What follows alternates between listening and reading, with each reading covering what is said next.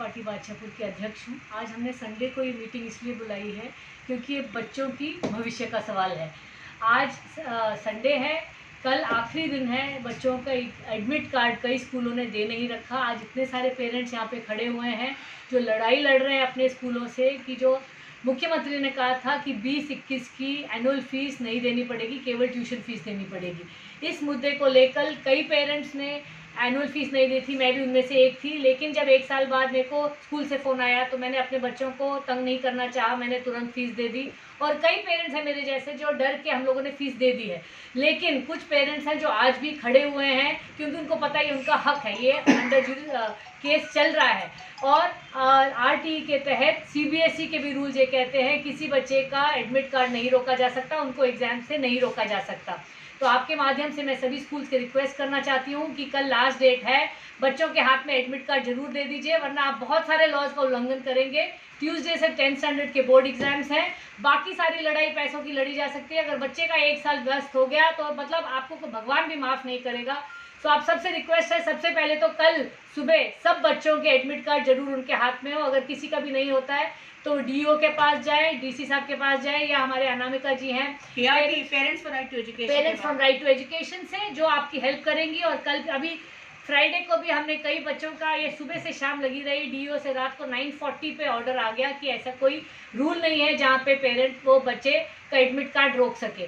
दूसरी मैं आपको ये कहना चाहती हूँ कि जो हरियाणा के स्कूल्स हैं हर साल 10% फीस बढ़ा रहे हैं। और अब कई पेरेंट्स ने मुझे बताया कि पहले एनुअल चार्जेस और ट्यूशन चार्जेस अलग होते थे, अब उन्होंने इसको हेर फेर करने के लिए कंपोजिट चार्जेस कर दिया, तो सारा मिला दिया है ताकि ये सिस्टम ही ख़त्म हो जाए।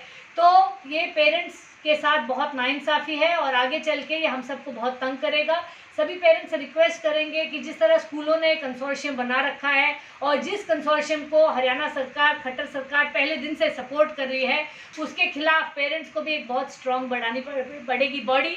क्योंकि आप जब इतने मैनी और इन लैक्स तो आपका नंबर बहुत स्ट्रॉन्ग होता है और आज नंबर में ही पावर आती है। आप उनको पता है कि अभी 1 साल में एमसीजी इलेक्शंस हैं, 2 साल में एमएलए इलेक्शंस हैं, आपके पास बहुत पावर है, आप इसको कंट्रोल कर सकते हैं। उसको याद रखिए, जो मुख्यमंत्री आपके साथ नहीं खड़ा आपकी पीड़ा के समय में, उनके साथ आप मत खड़े होइएगा। जिस तरह अरविंद केजरीवाल ने पिछले 7 साल में दिल्ली में किसी भी स्कूल का, प्राइवेट स्कूल में फीस बढ़ने नहीं दी है, पूरी तरह लगाम लगा के रखी है। अगर किसी स्कूल को बढ़ानी पड़ती है फीस तो उसका प्रॉपर ऑडिट होता है। और कई पेरेंट्स ने टीवी पे भी बताया है कि उनके पुराने चार्जेस वापस रिफंड हुए हैं। नंबर है, अगर कोई भी पेरेंट जुड़ना चाहे या पूछना चाहे, 9650498618। मैं दोबारा रिपीट कर रही हूँ, 9650498618, 9650498618। ये नंबर है पीआरटीई का, parents for right to education. ये एनजीओ है, आप लोग इससे संपर्क कर सकते हैं। कोई भी किसी को मुद्दा हो, अगर कल आपका एडमिट कार्ड नहीं मिलता, इनसे संपर्क करें, ये आपका ज़रूर आपका साथ देंगे और अपने बच्चों के हक को दिलवाने में आपकी हेल्प करेंगे। Thank you. 2 रुपये भी वापस आए हों तो स्कूलों की जो सांठगांठ है, सरकार की तरफ से उनको श्रेय मिल रखा है, इसके खिलाफ हम लोगों को एक बहुत स्ट्रॉन्ग ऑपोजिशन करना पड़ेगा। ये समय है, पेरेंट्स को सब लोग अपने अपने राइट्स जानिए, अपने बच्चों के साथ खड़े रहिए और एक दूसरे के साथ खड़े रहिए और पेरेंट राइट टू एजुकेशन के साथ जुड़िए। हम आपको सही दिशा में लेके जाएंगे। आम आदमी पार्टी के साथ हम बहुत अच्छे से सहमत हैं पूरा, क्योंकि उनका उद्देश्य हमने देखा है, 7 साल में उन्होंने प्रूव किया है। Let's make a difference happen please. Madam आप 3 बार यही जवाब बहुत सारे पेरेंट्स को दिया जाता है जो कि गलत है, ये रुकना चाहिए। मैं क्लियर कर दूं आपको बात। डीईओ अगर ये कहते हैं कि ये सीबीएसई का स्कूल है और हमारे अंडर नहीं आता, तो हम सबसे पहले तो डीईओ से ही पूछ लेते हैं कि जो स्कूलों का संचालन हरियाणा राज्य में होता है, जो सीबीएसई एफिलेटेड हैं, सबसे पहले उनको मान्यता कौन देता है? मान्यता तो हरियाणा सरकार ही देती है। हरियाणा सरकार का शिक्षा विभाग ही तो देता है। जब वो मान्यता प्राप्त होता है उसके बाद ही तो उसको एफिलिएशन मिलती है। यदि वो सीबीएसई के अंडर आता है तो फिर भाई तुम मान्यता क्यों देते हो? ये कानून क्यों बनाया तुमने? मान्यता हमारा मेन मोटो ये है मैडम, आपने आप जो बात चाह रहे हैं, राइट टू एजुकेशन है, राइट टू एजुकेशन में आप हमें या तो कोई की प्रशासन की इनकी है 60 का, और तभी ये खेल चलता है। मगर जुडिशियल तो उसके साथ नहीं मिला हुआ नहीं। जुडिशियल भी मिला हुआ है। किस लॉ से हम जुडिशियल में जा सकते हैं? जुडिशियल में ऐसे जा सकते हैं कि जब एक कानून है कि उसको टीसी नहीं रोक सकता, हाँ, कि उसके अंदर राइट टू एजुकेशन में भी है और हरियाणा के उसके अंदर लॉ के अंदर भी है कि उसका टीसी रोक ही नहीं सकता, तो फिर वो कोर्ट तो उसको दिलवाएगा ही। नेक्स्ट क्वेश्चन बहुत सीधा है, आप बार बार डीओ कर रहे हो, ये भी आपने कई बार ये रिपीट मैंने कहा डीओ। आपको ये भी पता है जितने प्राइवेट स्कूल हैं सब सीबीएसई सिलेबस के अंडर में आते हैं और सीबीएसई को कंट्रोल करता है सेंट्रल गवर्नमेंट, जबकि डीओ होता है एक हरियाणा स्टेट का आदमी। हरियाणा स्टेट की डीओ सीबीएसई के ऊपर कैसे प्रेशर डाल सकती है? मैं बताता हूँ आपको। हरियाणा के जो स्कूल हैं, जो हरियाणा के स्कूल हैं, वो हरियाणा के कानून के हिसाब से ही उनका संचालन होगा, ठीक है जी। जो अधिकारी है वो भी हरियाणा का ही है, वो भी हरियाणा के कानून के हिसाब से ही है, ठीक है। जब हरियाणा वो सीबीएसई या हरियाणा बोर्ड जो भिवानी है, जब वो एफिलिएशन लेता है, वो सिर्फ एक एफिलिएशन बॉडी है, वो सिर्फ एग्जामिनेशन कराने के लिए की बॉडी है, लेकिन जो स्कूलों का संचालन होता है वो उस राज्य के कानून के हिसाब से चलेगा, वो स्टेट मैटर है।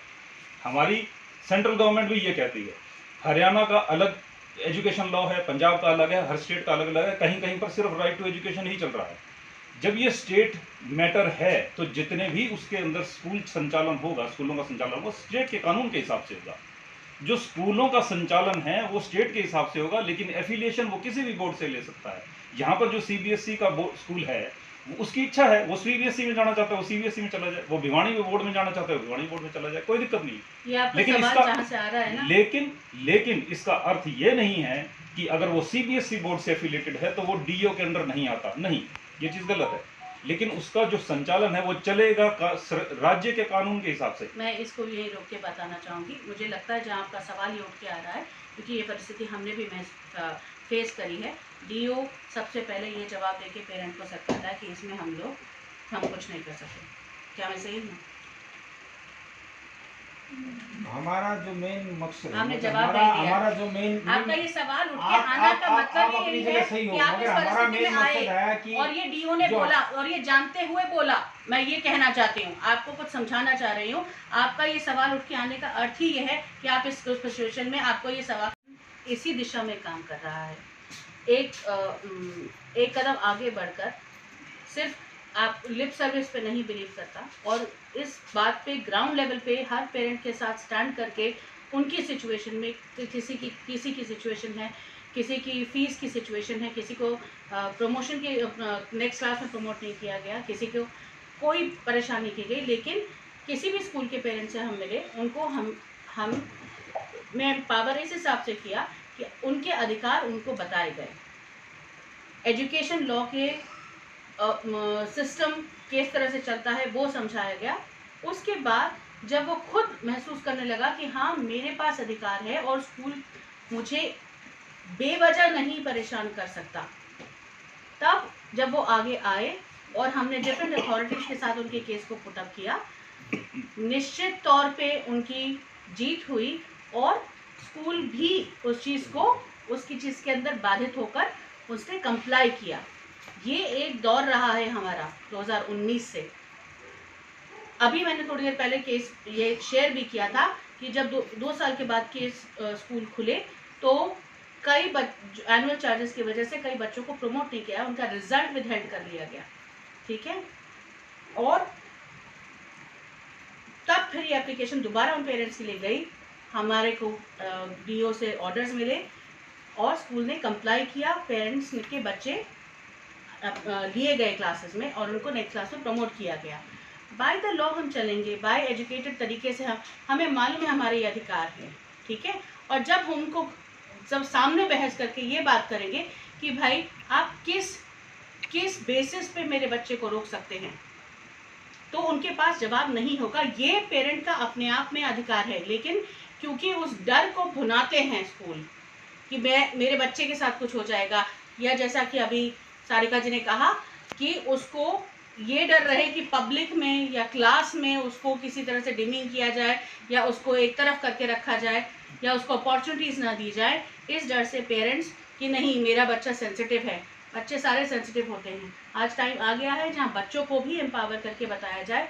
हमने अपने बच्चों को बताया, मैंने अकेले ने नहीं, हमारे बहुत सारे पेरेंट्स ने अपने बच्चों को बताया कि ये आपके पेरेंट्स किसी वजह से, किसी सही वजह के लिए खड़े हो रहे हैं।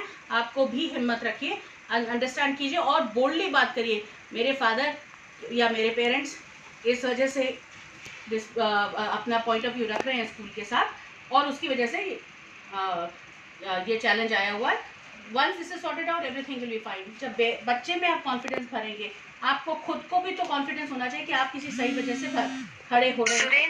You will be right in your position, आप जीत जाएंगे। के टाइम में तंग किया जाता है, टीसी नहीं दिया जाता बच्चों को, क्योंकि बच्चे को आगे जाना होता है। मान लो कोई बच्चा अपने स्कूल को ट्रांसफ़र करना चाहता है, मैंने 9th 10th में, ऐसे में बच्चों को टीसी नहीं दिया जाता, पेरेंट्स को भी हरास किया जाता। उसमें कौन सा लॉ लागू होता है और किस?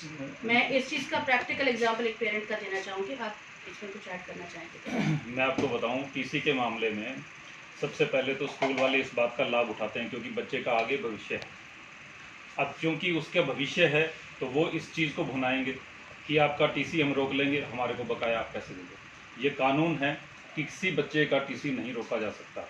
मुझे आप एक बात बताएं, क्या आप फ्यूचर ऑफ नेशन को रोक सकते हैं? ये अपराध। फ्यूचर ऑफ नेशन, बच्चा कौन है?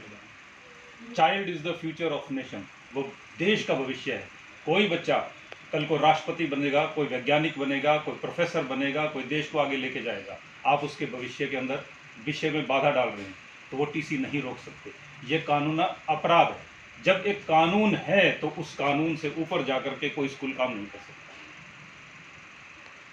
और जब ये जानता है स्कूल कि ये अपराध है और जानबूझकर वो अपराध कर रहा है, लेकिन यहाँ समस्या ये आती है कि अभिभावक वो अवेयर नहीं है, वो इस कानून से, इस नियम से, इस उसके अधिकार से वो अवेयर नहीं है। बस इसी बात का वो स्कूल फ़ायदा उठाता है।